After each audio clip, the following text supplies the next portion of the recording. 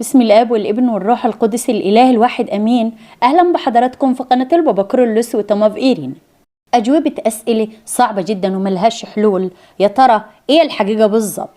هل فعلا تم اسدال الستار عن قضيه دكتور جورج سمير اسحاق ولا لسه للحديث بقي؟ ما تنسوش احبائي اشتركوا وانضموا على قناه العذراء ام الفادي، الرابط بتاعها في اول تعليق. لايك وشير واشترك لو لسه بتسمعني لاول مره على قناه البابا كرولوس وتماف ايرين. لكل أحبائي اللي بعتولي وعايزين مني تفسير هقولكم على في قلبي، وأنا متأكدة أنه هيوصل لقلوبكم، ومن حقكم أيضا في التعليقات تناقشوني فيه. وما تنسوش تشاركوني في التعليقات بآرائكم، وأنا واثقة إنها 100% بنائي. طلع علينا من جديد أستاذ مجدي تدرس بكلام يخلي العقل يلف كده ويبرم حوالين نفسه، ما تبقاش فاهم الصح من الغلط، ما تبقاش فاهم المنطقي من الغير منطقي، إلا لما تقعد مع نفسك شوية كده وتفكر في الأمور وتوزنها بالعقل وتلاقي الكلام مش داخل دماغك تماما. لما يبقى اختفاء دكتور جورج خلاص داخل على الشهرين، تمام حلوة كده معاه، ودكتور جورج عنده 29 سنة، يعني راشد وبالغ ويقدر يطلع يتكلم بمنتهى الحرية، يقدر يطلع بفيديو ويقول أنا أشهرت إسلامي، أنا أصلي كنت بحب واحدة مسلمة وخلاص اتفقنا مع بعض وأنا هتجوزها رسمي، أو مثلا هتجوزها خلاص وما يذكرش حكاية العرف ولا الرسم. ده معاي في النقطة دي ولا مش معاي؟ لكن انه بعد المدة دي كلها والاختفاء ده كله يطلع انه عادي، او بينوا لك انه هو مش مجبور يعني على الاختفاء ده، وانه بمزاجه. طب ليه بمزاجه؟ حتى يطمن اهله، ولا يعني هو هيغير دينه للاسلام فيتعلم الجحود؟ ده طبعا كلام محدش يحب يسمعه، لا مسلم ولا مسيحي. أستاذ مجدي تدرس الوحيد اللي بيتكلم، والوحيد اللي طالع يقول ويحكي، والوحيد اللي عنده مصادر مش عند أي حد. ليه ما فيش حد تاني بيتكلم؟ وليه لما قال الكلام دي أهله أو إخواته ما طلعوش يتكلموا ويردوا على الكلام اللي هو قاله؟ طب هل فعلا ممكن أقدر أقول كواحدة منصفة، أو واحدة يعني عايزة أقول لكم هي برا ضغط الموضوع فهتكلم بحرية؟ هتكلم وانا مش مضغوطة، هتكلم عشان اقول كلمة الحق اللي ترضيني وترضي ربنا، واللي اقف بيها قدام ربنا ما بقاش خزلانة ولا مكسوفة. طيب كل الكلام ده احنا عارفينه. ايه الجديد؟ الجديد 500,000 شبكة وعمارة باسم البنت، بالاضافة الورق ابيض ماضي عليها. ماضي عليها مين؟ دكتور جورج سمير اسحاق. بس كده؟ لا، كمان في حتة انه هيجبر على الاسلام، وانه لازم يتعلم الاسلام على ايد شيخ ازهري. طب حد هيقول لي هو الكلام ده محتاج لف ودوران، محتاج مثلا انه يختفي، محتاج انه يبعد عن انظار عيلته ويخلي البلد كلها ما تفرق من امن، من اخواته، من ابوه، من امه، العجائز الكبار في السن، من الرأي العام. هل ده صح؟ ممكن يتعقل؟ طبعا هو لو بكامل حريته عمل أي حاجة، سواء اعتنق الإسلام أو ارتبط بمسلمة أو غير دينه هيبقى عمل ده بكامل حريته، فهيطلع ويصرح محدش هيمنعه. وفي ناس عملت كده وطلعت تتكلم وعادي الدنيا ايزي خالص.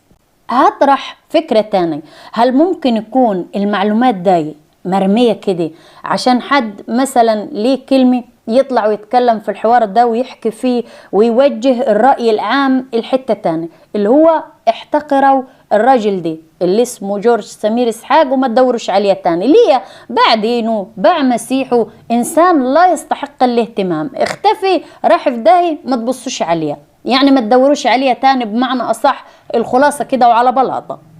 فكرة برضو ان باباه يروح يزوره في المكان اللي هو فيه، طب ايه اللي منعه انه ينزل لو باباه نفسه هو اللي راح لحد عنده والموضوع عادي؟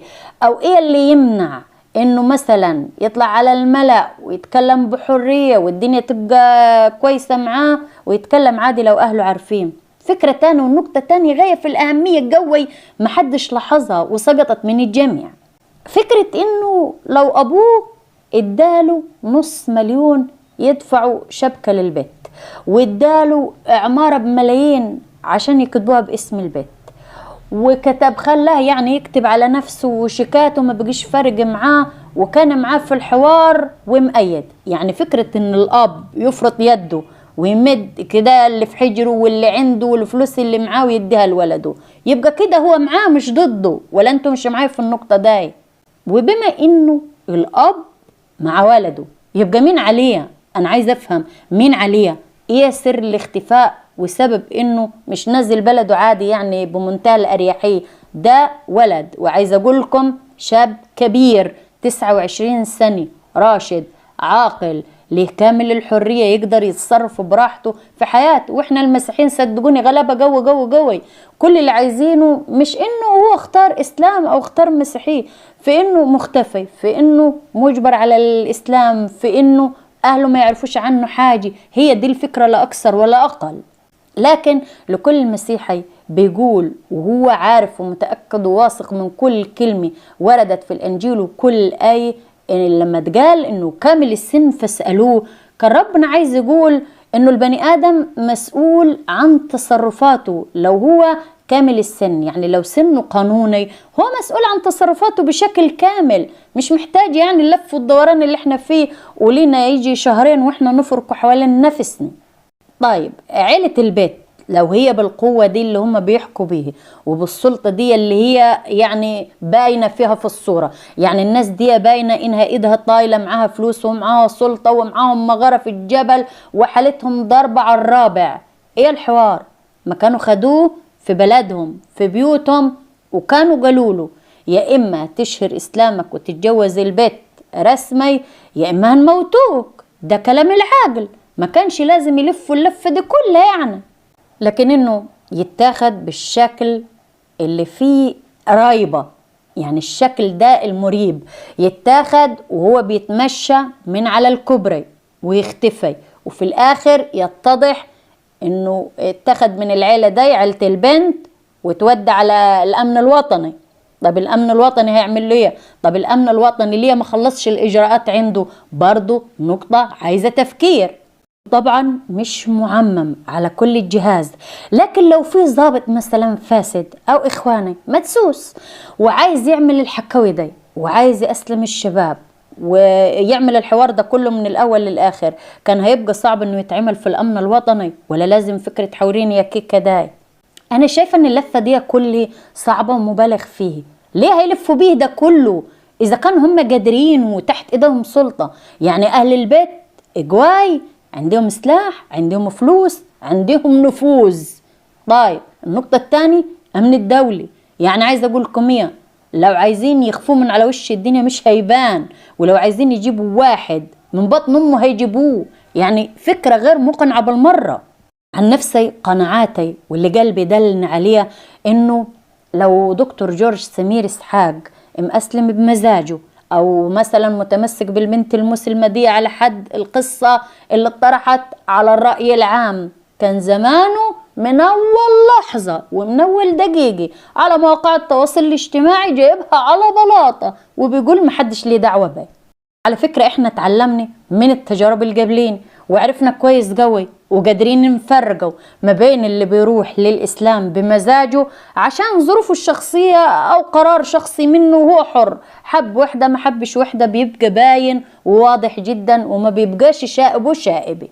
ده على خلاف شخص يبقى واخد قراره من نفسه. تخيلوا المؤمنين بالفطرة كانوا هيعملوا ايه؟ ده بيقولوا لك الله أكبر والله أكبر والحمد لله على نعمة الإسلام عشان بيموتوا واحد، فما بالك لما واحد يعتنق الإسلام؟ كانوا هيعملوا ايه؟ كانوا هيركبوه على فرسة ويلففوه في البلد ويزفوه بالطبالة والزمارة. صح الكلام ولا مش صح؟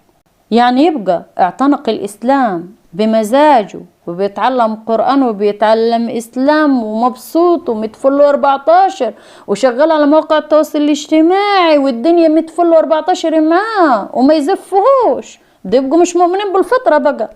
عن نفس لحد دلوقتي مش مقتنعة إن في شخص عمل حاجة بكيفه وما طلعش يقول يا جماعة ريحوا واقعدوا قديتي على حيلكم ومحدش تاني يدور علي وانا متفل 14 وانا تمام التمام ومفيش حاجة مقربة مني. انا مفيش حد جبرني على حاجة، انا راجل كبير وراجل ناضج واخترت واحدة انا بحبي وهكمل معاها وهغير دينك، فكده تمام زي الفل. انت مع نفسك، انت حر، انت خلاص ما تدوش الناس مسلمين ومسيحيين وتطبب الناس في بعضيها، انت خدت قرار. لكن واحد يا جماعة فص ملح وداب، محدش شايفه، محدش سامعه، محدش من اهله طلع اعلن او عمل فيديو معاه وقال يا جماعة هو اختار حياته، محدش تاني يحكي في الموضوع، كان خلاص الموضوع اتقفل. اصل محدش عايز صداع يعني.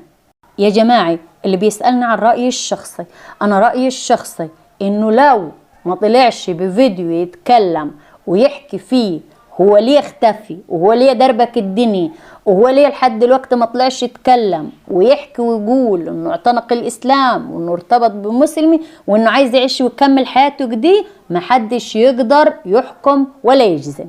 اما استاذ مجدي تدرس فهو على راسي من فوق، راجل كبير ومحترم وناشط قبطي زي الفل، ما اقدرش اجيب على حيط غبار. لكن زي ما قلت مرارا وتكرارا، احتمال وارد يكون حد رميله كلام عشان يطلع ويتكلم بيه. اصله يعني انا مش داخل دماغي ان واحد بس هو اللي يبقى عارف كل حاجة وباقي البشر الخلايق كل ما تبقاش عارفة. الامن يقدر يطلع ويلجم اي حد ويقول يا جماعة 1 2 3، ده واحد كان مسيحي جوز مسلمي وعن قناعة غير دينه وارتبط بالمسلمة دي ارتباط رسمي والدنيا بقت زي الفل، خلاص محدش يتكلم تاني. او ان الاهل تطلع وتقول خلاص يا جماعة الموضوع اتقفل، هو باع ابديته وباع مسيحه، هو حر، هو اختار، والاختيار اللي اختاره اهو دفع ثمن، يعني غلط غلطه وهو شالها على كتفه، محدش يحكي تاني. لكن سايبيننا نلف في دواير، سايبين واحد يقول والدنيا كلها تطلع اتأيد على قولته. طب ما احنا برضو ما شفناش حاجة بعينيني، لا طلع دكتور جورج سمير اسحاق اتكلم، ولا طلع اهله مثلا معاه بفيديو، ولا الامن طلع صرح باي حاجة. الموضوع كله مبهم وغامض. عن نفسي بصلي لدكتور جورج سمير اسحاق انه ربنا يكشف ضويت موضوعه وانه يرجع لاهله بالسلامة، سواء مسلم او مسيحي هو حر، هو كامل السن فاسأله. وبصلي لكل المسبيات والمختطفات ربنا يردهم لأحضان أهاليهم بالسلامة، أمين يا رب. بصلي لكل الأسر المسيحية وصدقوني المسلمين إن يحل مشاكلهم، وإن ربنا يتحنن على الجميع بالسلام جوا البيوت، لأن السلام جوا البيوت هيخلي البيوت مبنية على صخر، لا قش ولا رمل ولا أي نسمة هواء توقع البيت. اللي دايما احكيه ودايما يطلع من قلبي ان البيت اللي مؤسس صح عمره ما يخرب، البيت اللي مؤسس صح عمره ما تجرى له حاجة، والأسرة المترابطة من الأول لما تقع بمشاكل، عشان ما نبقوش بنهيسوا في الكلام وخلاص، البيوت بتقع في مشاكل والعيال بتغلط بس بترجع تصلح، ومحدش بيوصل للمراحل الصعبة دي إلا لو في تفكك، إلا لو في البيت فجوات، والفجوات اتثابت لما بقيت ملهاش حلول. بصلي أيضا من عمق قلبي الكل البيوت اللي بتئن وجع من المشاكل أو صعوبات أو عدم تفاهم أو أسحار أو أعمال أو شر أو ناس داخلة فيها، إن ربنا يتدخل ويتمجد ويحل المشاكل دي بقوة دم صليبه، بقوة سلطان المحيي. أمين. ربنا يبارك حياتكم، يستجيب لكل طلباتكم اللي هتكتبوها على المنتدى وتحت الفيديو. تنسوش أحبائي اشتركوا على قناة العذراء أم الفادي، الرابط بتاعها في أول تعليق. أولاد الشيطان بيحاولوا يخرسوا أي صوت حق، أي كلمة طالعة من القلب، أي شخص حجاني عايزين يلصقوا له بقه، لكن أولاد الفادي، أولاد المسيح، أولاد رب المجد عمرهم ما هيسيبوا بعض. ما تنسوش الفيديو، كل الفيديو من اللايك والشير، واشترك لو لسه بتسمعني لأول مرة على قناة البابا كرولوس أيضا وتماف إيرين. من جوا قلبي، من جوا أعمق قلبي يا رب، كل وقت تسمعوني فيه وما تسمعونيش فيه تبقوا مبسوطين وفرحانين في أتم صحة وأحسن حال. يبارك مالكم وعيالكم، صحتكم وأرزقكم، أمين يا رب، ويجعلها أيام بخيت عليكم جميعا. يحل يا رب كل مشاكلكم المستعصية، يفتح أمامكم كل باب مغلق للخير، ويقفل أمامكم كل باب مفتوح للشر، ويبعد عنكم أولاد الحرام انتوا وعيالكم وحبايبكم، أمين يا رب.